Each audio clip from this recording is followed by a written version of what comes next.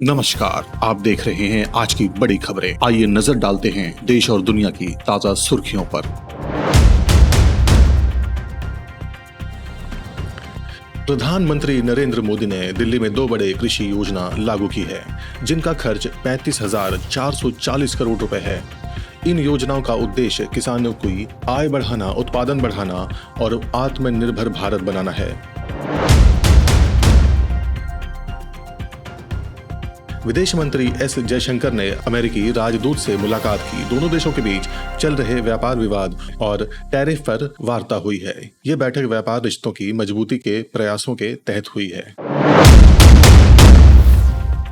विपक्ष ने अफगान विदेश मंत्री के प्रेस कॉन्फ्रेंस में महिला पत्रकारों की गैर मौजूदगी को लेकर सरकार की आलोचना की है। इसे महिलाओं के अधिकारों का अपमान बताया गया है और पीएम मोदी की चुप्पी पर सवाल उठाए गए हैं।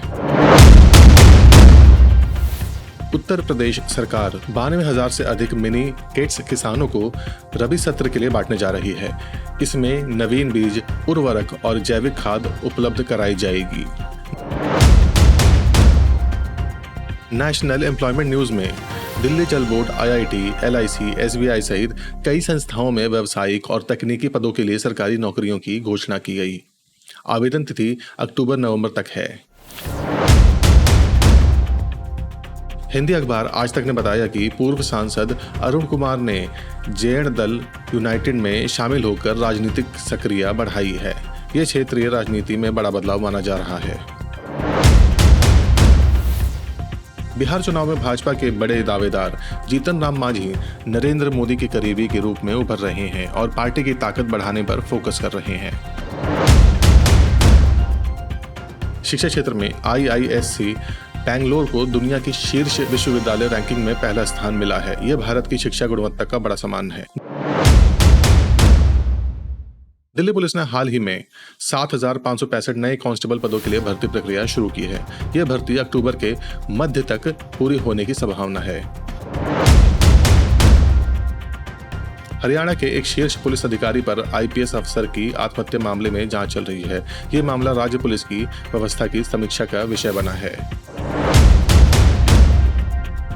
प्रधानमंत्री ने कृषि क्षेत्र में आत्मनिर्भरता मिशन की शुरुआत की है, जिससे उत्पादन बढ़ाने और किसानों को लाभ पहुंचाने का लक्ष्य रखा गया है। युवाओं के लिए रोजगार समाचार में इस सप्ताह केंद्र और राज्य सरकारों की कई विभागों में आवेदन मंगाए गए हैं, जिनमें तकनीकी और प्रबंधकीय पोस्ट शामिल हैं। भारत विश्व जीडीपी विकास में लगभग 1/5 हिस्सा योगदान देगा। यह प्रधानमंत्री कार्यालय के प्रधान सचिव शक्ति दास यह देश के आर्थिक ताकत को दर्शाता है। भारत में पहली देशव्यापी बुलेट ट्रेन अगस्त 2027 तक चालू हो जाएगी। यह आश्वासन रेलवे मंत्री अश्विनी वैष्णव ने दिया। यह देश के इंफ्रास्ट्रक्चर के विकास में मील का पत्थर होगा। प्रधानमंत्री ने कहा कि कांग्रेस ने कृषि क्षेत्र की अपेक्षा की है, जबकि उनकी सरकार ने किसानों के क्षेत्र में कई प्रगतिशील कदम उठाए हैं। युवा खेल मंत्रालय ने विश्व पैरा एथलेटिक्स चैंपियनशिप में भारत के पैरा एथलेटिक्स को सम्मानित किया। ये खेल मंत्रालय की समर्पित पहल का परिणाम है। बैंकिंग नियमों में नए बदलाव के तहत ग्राहक के लिए अधिक सुविधाएं और सुरक्षा उपाय लागू होंगे। इससे बैंकिंग सेवा और भरोसेमंद बनेगी। झारखंड के धनबाद में भारतीय स्कूल ऑफ माइंस में सुपरिटेंडेंट इंजीनियर के पद के लिए भर्ती प्रक्रिया सक्रिय है।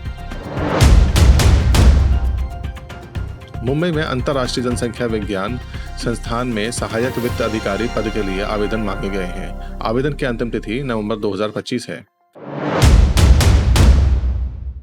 बिहार विधानसभा चुनाव की राजनीति में मायावती की बसपा को बढ़ती ताकत से दोनों बड़े राजनीतिक समूहों को कड़ा झटका लग सकता है। भारत सरकार ने टैरिफ विवाद के बाद अमेरिका के साथ व्यापार डील को नई दिशा देने के लिए बातचीत तेज की है। उत्तराखंड के हेमकुंड साहिब तीर्थ स्थल ने सर्दियों के लिए अपनी बंदी घोषित कर दी है। श्रद्धालुओं को इस दौरान सूचना दी गई है। भारतीय रेलवे की नॉर्थ सेंट्रल जोन में खेल व्यक्तियों के लिए 46 पदों की भर्तियां प्रक्रिया शुरू हुई है। इच्छुक उम्मीदवार जल्द आवेदन कर सकेंगे। भारतीय सरकार ने प्रवासियों के लिए नए बैंकिंग नियम जारी किए हैं, जिससे विदेश से धन प्रेषण प्रक्रिया आसान और सुरक्षित होगी।